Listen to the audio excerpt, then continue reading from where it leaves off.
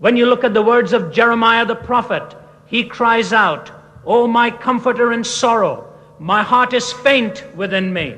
Listen to the cry of my people from a land far away.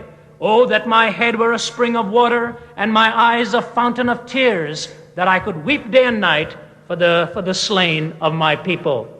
When you read the words of Jesus, we are reminded by the gospel writers that as he walked from city to city preaching and healing and performing his miracles, it says he was stirred with compassion as he looked upon the masses as sheep without a shepherd scattered in all of these areas.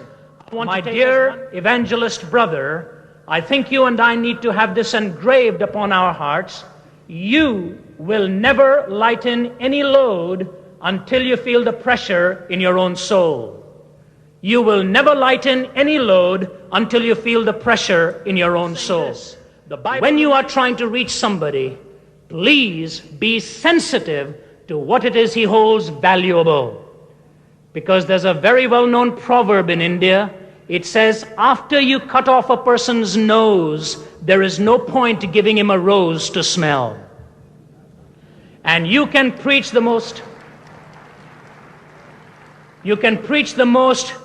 eloquent message on the person of Jesus Christ, but if you have so cut off the person's nose, the sweet aroma of Christ will never come through to him. And my point there is very simple. See the positive aspects of religion and culture and as you encounter it, and then notice how the Apostle Paul moved. In lauding their initial search, he does a classic step in evangelism. He quotes from their own writers. As one of your writers have said, what does that do? It forces the man to open up within his own assumptions. When you quote what I have said, when you bring to my mind what I believe and you ask me questions about it, you are forcing me to open up within my own assumptions. And then I realize I had better get my belief in order. Let me give you... It's in the Western world where we actually live with the greatest comforts that we raise the question about pain and suffering. But this Englishman...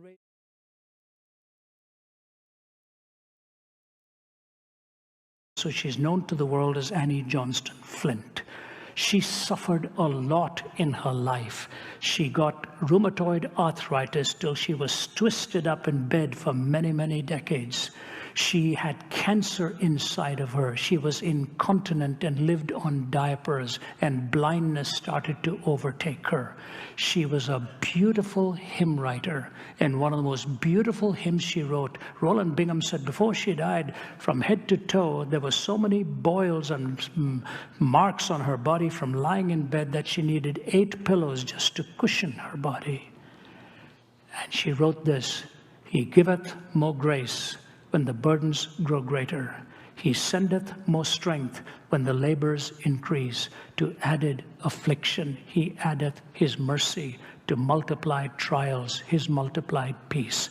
When we have exhausted our store of endurance, when our strength has failed ere the day is half done, when we reach the end of our hoarded resources, our Father's full giving has only begun.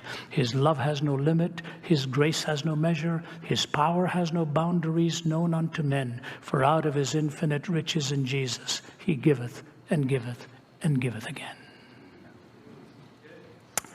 The grace of God that sustains you will be the testimony that will carry you ultimately to the end of the day. And you know what? This is not a cakewalk. I would never have dreamed that I would have to live with the kind of ailment that I'm living with right now. But when I injured it, I little realized how it was going to change my life. So I want to give you this little positive illustration, and then may I recommend you get our book called Why Suffering? I've co-authored it with my colleague from Oxford, Vince Vitale. He is a brilliant writer. Vince has some insights into this that are so good, and he's just a powerful, his PhD is in philosophy from Oxford University. He's on our faculty at the Oxford Center for Christian Apologetics. So the Zacharias and Vitale, Why Suffering? We go through several angles into this.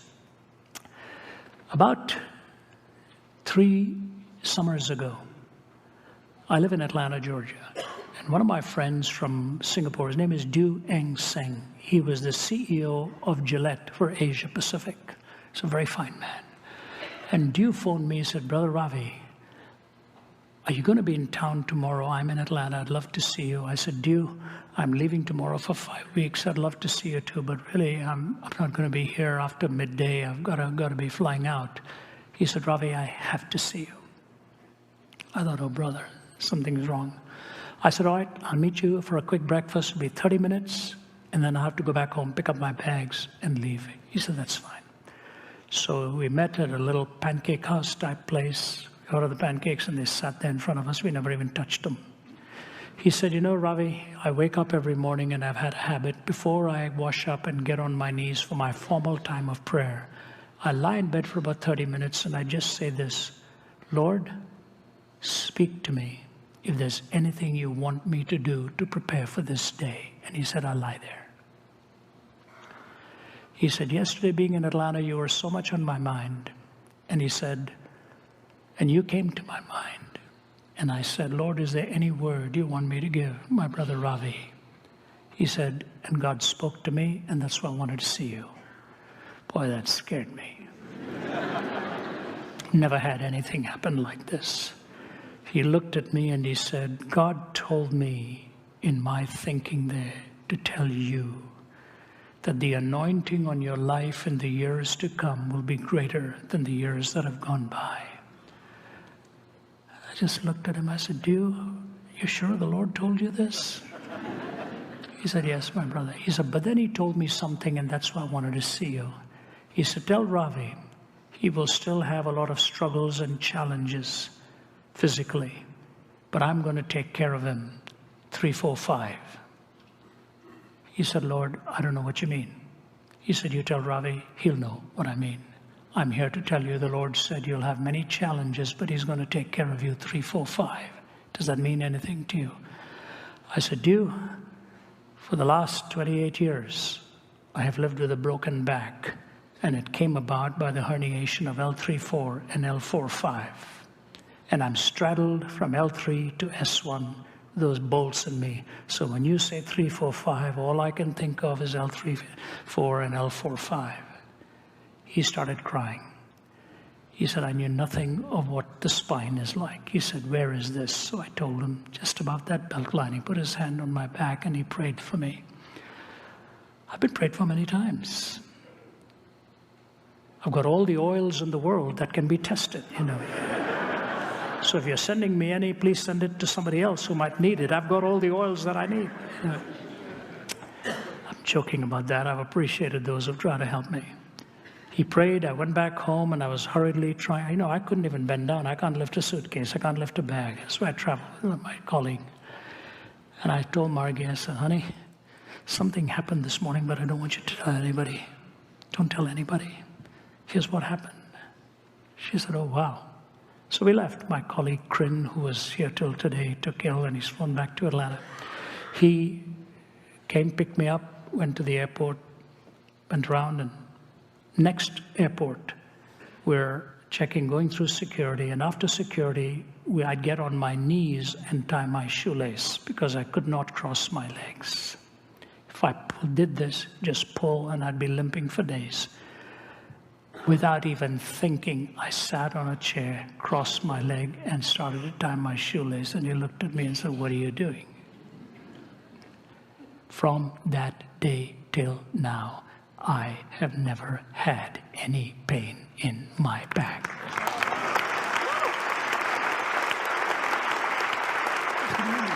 Just a minute.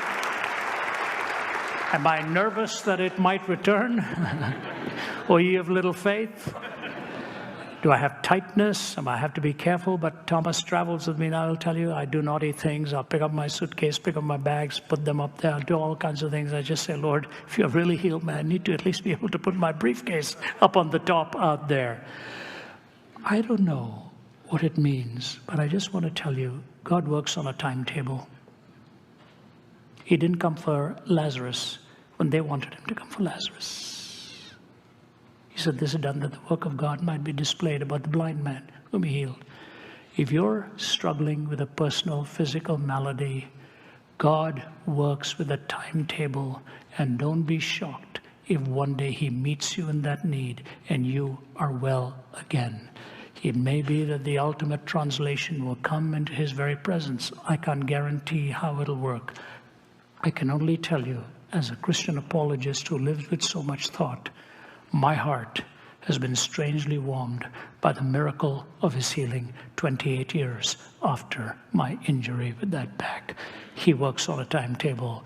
His grace is sufficient. To raise the question without Him makes the question moot. So to make the question consistent and find His grace sufficient and work with this timetable, you can become a shining light even in your pain to a world that's desperately looking for examples in that. One man told me